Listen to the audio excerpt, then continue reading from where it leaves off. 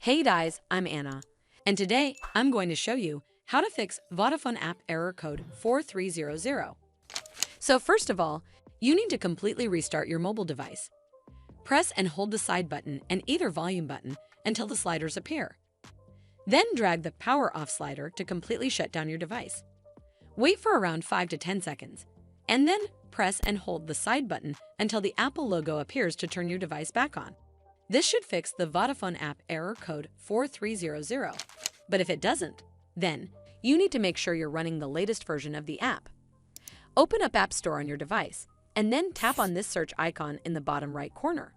Then search for the Vodafone mobile app, and if you see this update button right next to the app name, simply tap on it to make sure you're running the latest version of the app. This should fix the Vodafone app error code 4300. But if it doesn't, then you need to clear App Cache. Go to your device settings and then scroll all the way down to General and tap on it. Then tap on iPhone Storage. From here, search for the Vodafone mobile app and then tap on it. Once you're on this screen, you need to tap on Offload App. Tap again to confirm. It'll take a bit for processing, and then a reinstall button will show up. Simply tap on it to reinstall the app. This should fix the Vodafone app error code 4300.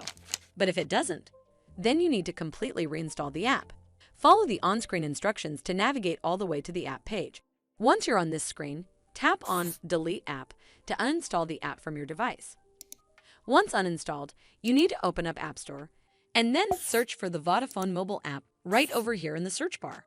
And then click on this Get button to install it back on your device. Well, that's how you fix Vodafone app error code 4300.